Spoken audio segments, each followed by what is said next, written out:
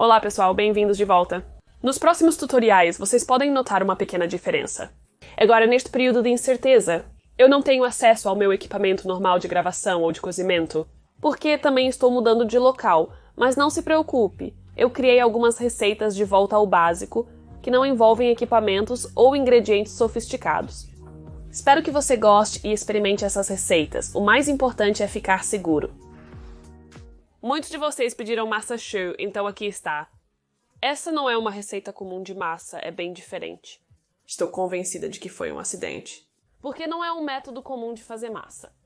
No entanto, é realmente diferente e, na verdade, bastante fácil de fazer. Você só precisa saber o que está fazendo, claro.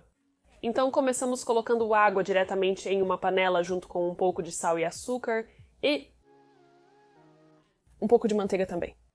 Agora, não importa quão macia a manteiga esteja, porque vamos colocar isso no fogão para aquecer. Então a manteiga vai derreter de qualquer maneira. Então eu coloquei em fogo médio a alto porque quero começar a derreter a manteiga e depois levar isso para ferver. Vou mexer para derreter a manteiga e trazer a farinha para perto da panela, pois assim que a água e a manteiga ferveram, quero adicionar a farinha rapidamente. A água está fervendo. Posso adicionar a farinha toda de uma vez? E mexer rapidamente, então é realmente importante começar a mexer assim que a farinha entrar. E o que acontecerá é que a mistura engrossará e continue mexendo porque você está cozinhando a farinha e você sabe quando está pronto, quando está meio aglomerado. A massa se move livremente pela panela, deixando pequenos traços visíveis. Então está pronto. Então isso vai direto para uma tigela para esfriar. Então vou usar a colher para espalhar pelos lados e esfriar mais rápido. Veja como está quente e adicione os ovos em seguida. Se você adicionar os ovos agora, o calor da massa começará a cozinhá-los, o que deve ser evitado. Então, vou deixar esfriar completamente. Depois que a massa estiver totalmente fria e um pouco solidificada, basta quebrá-la com uma colher e adicionar os ovos. Antes de adicionar metade dos ovos à mistura. Agora estamos buscando uma consistência específica. De consistência de queda, que eu explicarei quando estiver nesse estágio, mas é um pouco difícil misturar os ovos nesta fase.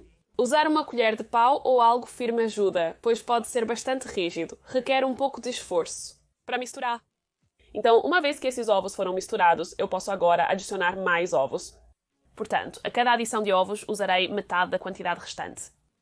Estou adicionando os ovos aos poucos e misturando. E vou repetir isso até conseguir a consistência certa. Agora, você pode não precisar necessariamente de todos os ovos, ou pode precisar adicionar alguns ou mais. Basicamente, depende de quanto você cozinhou a farinha no início. Vou apenas testar. A consistência de queda é quando você pega a massa e ela cai dentro de 3 segundos. O processo foi lento, indicando a necessidade de agilização. Apenas um pouco mais. Então eu vou adicionar um pouco mais de ovo, dar uma boa batida. E então tentar novamente. Então, 1, 2, 3 e está pronto. É isso que você procura. Agora posso encher um saco de confeitar. Então eu tenho um bico redondo aqui. Acho que é um tamanho número 10. E vou colocá-lo dentro do saco de confeitar, cortar a ponta e colocá-lo em um recipiente alto para facilitar um pouco a minha vida. Então vou colocar a mistura direto no saco de confeitar.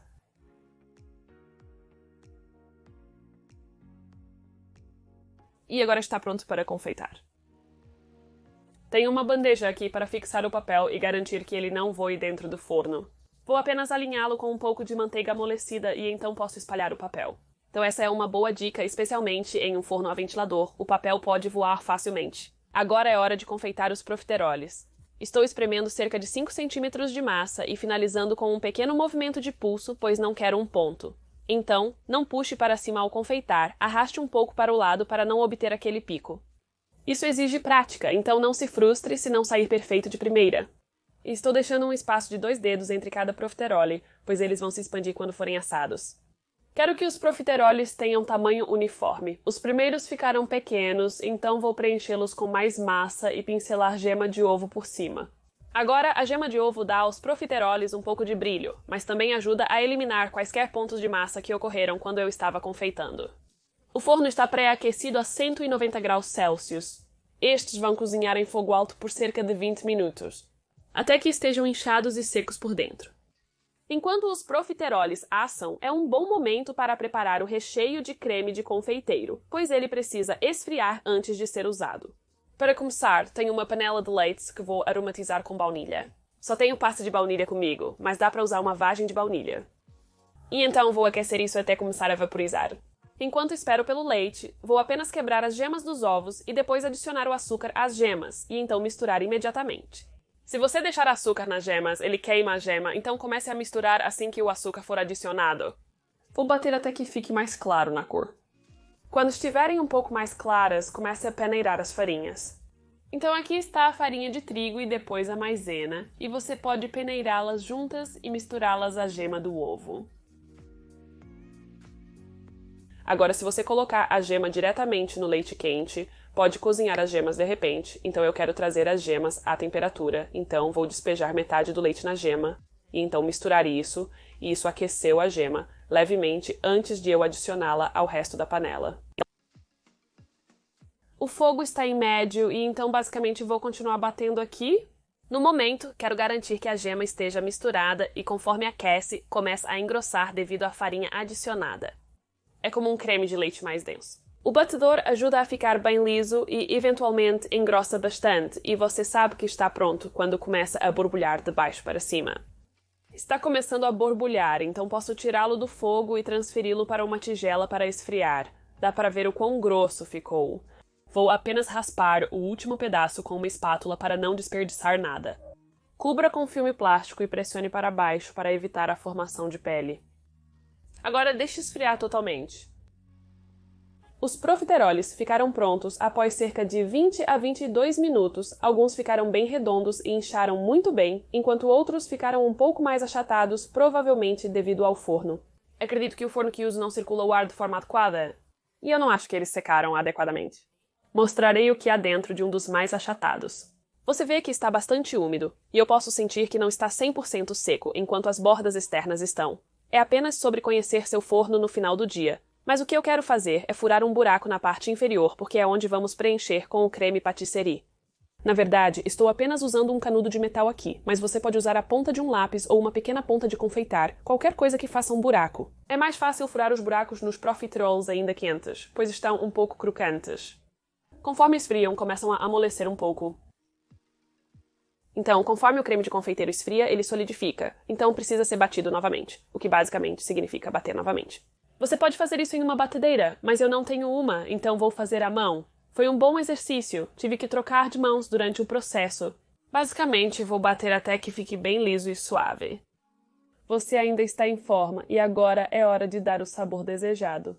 Então, você obviamente pode deixá-lo como baunilha, mas eu vou colocar uma grande quantidade de Nutella, por que não?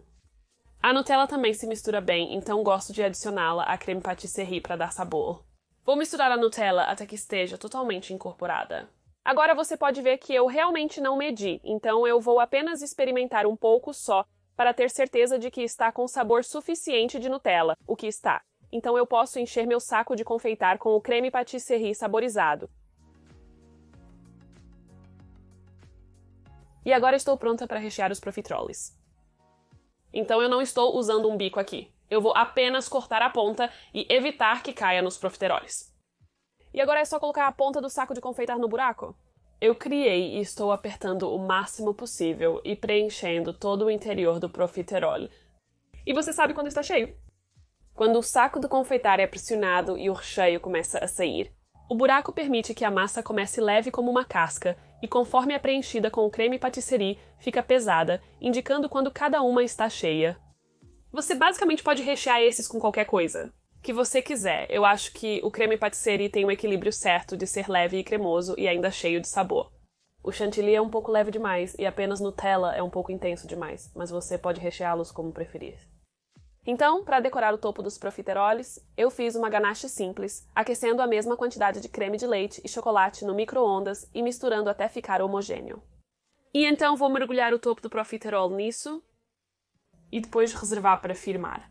Então eu estou dando a cada um uma boa cobertura e você pode mergulhar esses em fondant colorido ou chocolate puro.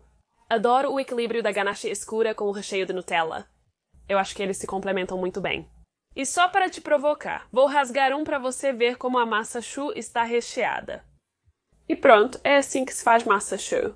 ou profiteroles, então você pode usar a mesma massa para fazer eclairs ou um peito de Perry. Esta é a massa em sua forma mais simples, mas você pode ser criativo com ela.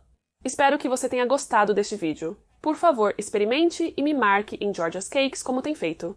Amei ver você fazer todas essas receitas. Enquanto isso, inscreva-se no meu canal. Mais tutoriais em breve. Até logo!